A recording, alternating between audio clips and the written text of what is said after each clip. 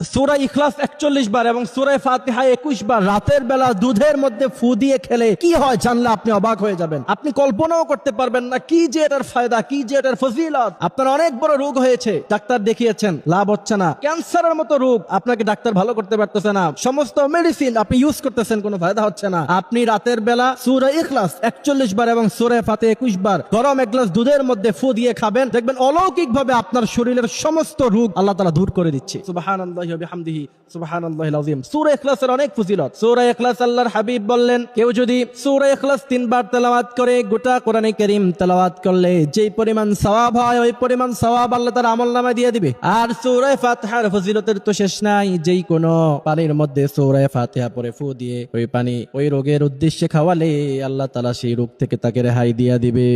এজন্য আমার ভাইরা, যাদের ছোট বাচ্চা অসুস্থ তাকে ডাক্তারের কাছে নিচ্ছেন, কোন ধরনের চিকিৎসা পাচ্ছেন না, আমি বলবো সূরা ইখলাস ৪১ বার এবং সূরা ফাতিহা ২১ বার রাতের বেলা গরম দুধে ফু দিয়ে খাওয়াবেন, ইনশাআল্লাহ দেখবেন ৩ দিনের মধ্যেই ভালো হয়ে যাবে। আপনি ইয়াকিন রাখেন আল্লাহর উপরে, আল্লাহর উপরে ইয়াকিন রেখে কেউ যদি বিসমিল্লাহ বলে বিষ পান করে ফেলে তার শরীরে কোনো ক্ষতি হবে না। সুবহানাল্লাহি ওয়া বিহামদিহি সুবহানাল্লাহিল আযীম। এজন্য আমার ভাইরা এই আমলটা আমরা করব।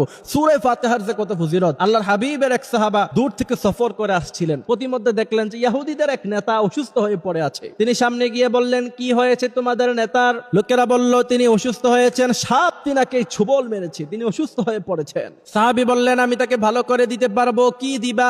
বলছে ১০০০ বকরি দিব। আল্লাহর হাবিবের ওই সাহাবী সূরা ফাতিহা পরে প্রথমবার ফু দেওয়ার সাথে সাথে ওই ইহুদি নেতা চোখ খুলে ফেললো। দ্বিতীয়বার ফু দেওয়ার সাথে সাথে উনি বসে গেল। তৃতীয়বার ফু দেওয়ার সাথে সাথে ওই সাহাবী বলছেন, আমি যখন ইহুদি নেতাকে ৩ নাম্বার বার ফু দিলাম, ফু দেওয়ার সাথে সাথে সে উঠে দাঁড়িয়ে হাঁটতে চলা শুরু করলো।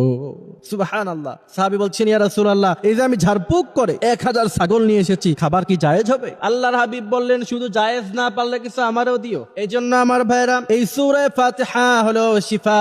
যেই কোনো রোগের জন্য খাটিয়ে দিলে ইখলাসের সাথে ফু দিয়ে খাবেন, আল্লাহ সুস্থ করে দিবে।